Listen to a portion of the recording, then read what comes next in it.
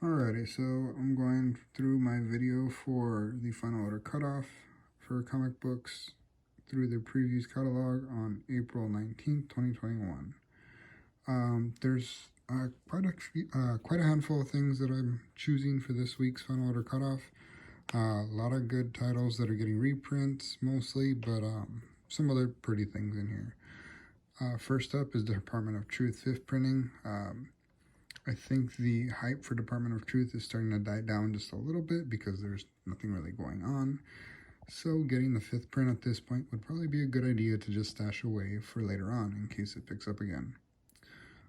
Second book for this week is Home #1 second print.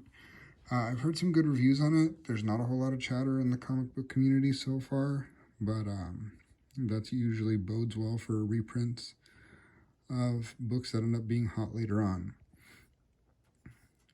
As far as Image goes, there's another book by Declan Shalvey, but I'm going to probably pass on that one for now.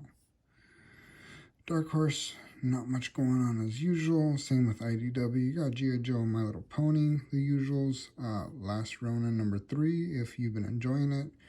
The time gaps between issue releases is kind of killing it for me. It started off great. Second issue, I can't even really remember what happened anymore. I know there's a lot being revealed each issue, but it's just going way too slow for me. So for DC, there's quite a few nice things coming out. The biggest thing for me is the Absolute Swamp Thing by Alan Moore, Volume 3. I've got the first two. They're big, beautiful books. They got a nice hard slipcover.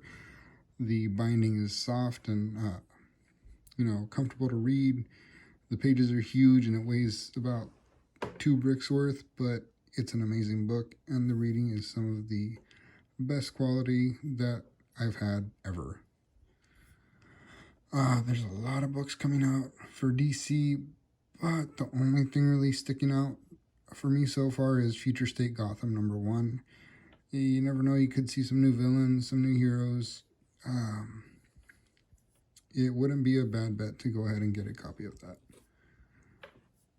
Going on to Marvel, the biggest thing that immediately jumped at me was the Black Panther 25 Gleason variant. The Gleason books have been hot, but this one I think blows probably all of them away. It's got a nice kind of outline of Black Panther. It's an all-black cover. The high grades are going to be extremely difficult just because anything shows on black covers. It's a great homage, I think, to the Chadwick Boseman kind of style art, the promotional art that they had for Black Panther. It's just an amazing cover in my opinion. Compared to all the other Stormbreaker books, that one's probably hands down the best one of the bunch. Marvel has a lot of other stuff coming out, a lot of trade paperbacks. Nothing that really pops out to me. There's the Heroes Reborn event, but like with most events nowadays, I'm just passing because they don't usually have any lasting consequences and get phased out by this last issue. Spider-Man Spider's Shadow #2 is looking to be pretty good.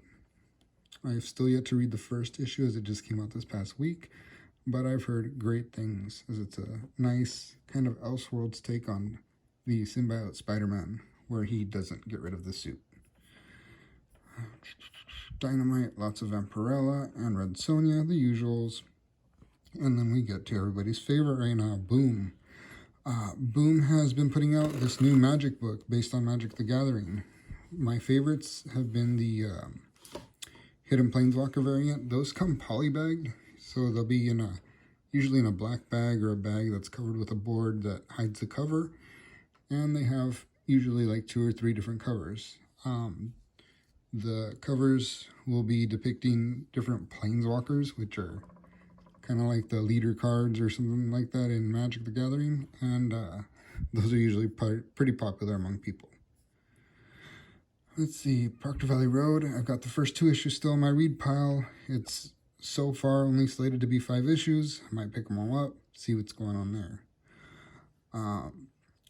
Essentia #5 by Wake Entertainment, which is through John Doman, the drummer for System of a Down, is hitting issue #5, And it's got a really nice Lucio Perillo cover. The dude's got a lot of connections in the comic book community, and he's gone to put out some pretty top quality stuff out just because of said connections and ability to get top tier artists on there. Not too much after this coming book. Nottingham #1 and #2 are getting reprints. This is Mad Cave has gotten some really popular books. The last one was Knights of the Golden Sun, where they trying to find a copy of the first issues was absolutely impossible for a while. This Nottingham has gotten amazing reception. You can see by going through these crazy reprints that they don't usually do, that it's being very well received. After that, that's kind of it for the week of April 19th, 2021. Thanks for hanging out, and I will see you next week.